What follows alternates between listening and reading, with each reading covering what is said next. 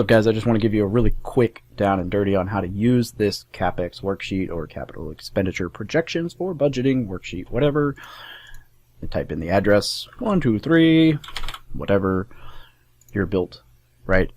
And this is your built. I would probably recommend that you actually put the year renovated here.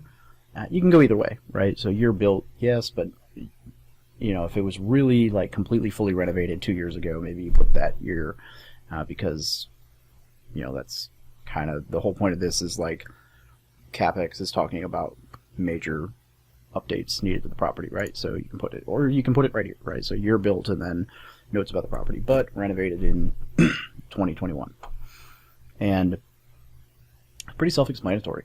So what I would recommend that you do first is go to a contractor and or if you have a contractor or a couple contractors or property manager or just Home Depot, Lowe's, you know, whatever, and speak to them and get average replacement costs for these items in your area.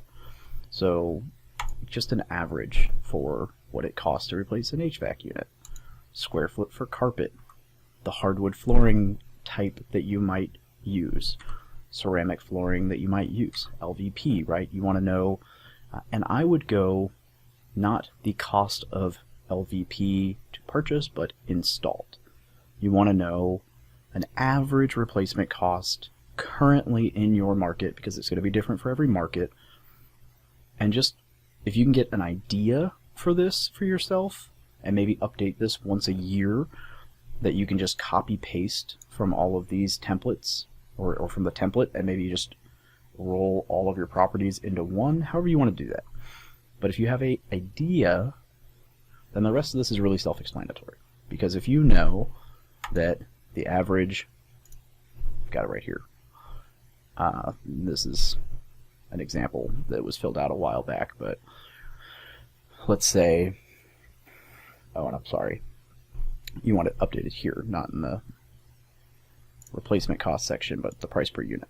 This is where you want to actually add that in. So if it's $500 per square and the HVAC is $1,600 per unit, and let's say LVP, vinyl flooring, right? LVP is $6, which seems really high to me. I think we were getting that at, I'm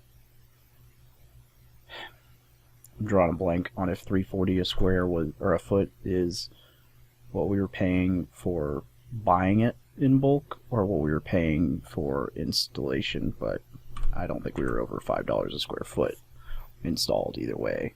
So let's just leave it at that. We'll just leave it at this, right? I'm not going to go through all of this stuff, right? But you get the idea. And let's say your average kitchen remodel costs you 10 grand, just so that you have an idea. And your average bathroom remodel, let's say, is 7,500. Wonder what I had on here. 25 and 5. Yeah, this is a long time ago. Also, this is like crappy duplex reno, and this is like flip the house reno. So you get an idea, right? So go through, and whatever your average is for what you're doing, put it in here, and then let's say you need 10 squares for that house. Now you know that's what that's going to cost. This is really all you have to do. I only need one HVAC for this house. I'm going to need, it's a 1,200 square foot house, but only 800 of it needs LVP. But that means, let's say, 400 of it needs carpet, right? So you need to be able to do that math. We need one kitchen and one bathroom. So if that's all you're doing, then you need to annually, you need to budget $1,581 or $131. Now, if you do not think that you're going to be needing to do a full kitchen and bathroom remodel before you sell this house, or before, you know, whatever, so you get the idea, right? So that's really all this is. It is you can see right here, this is one that I had done for a duplex that I purchased way back when.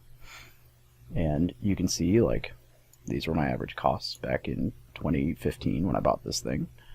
This was the average replacement cost based on how many I was planning to do over that timeline. This was, you can play with the average useful life, and that's the other thing that you can play with here. I've got useful life built in here, right? The reality is most dishwashers might last 15, 20, 25 years. This says HVAC 15, right? So watch this. Let's say you need one HVAC. Well, let's say it costs you $1,600.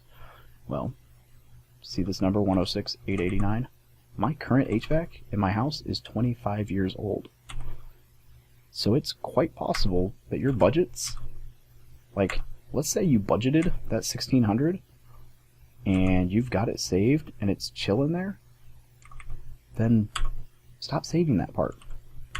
Like, there's nothing that says you have to keep putting that money away. Now, it's not going to hurt you to have that extra money put away, but, like, let's say that you get to a point where you've got $82,000 for a full renovation of this house sitting this, and by the way, that would be like $82,000 would basically be replacement cost for the entire house sitting ready to rock and roll on this house.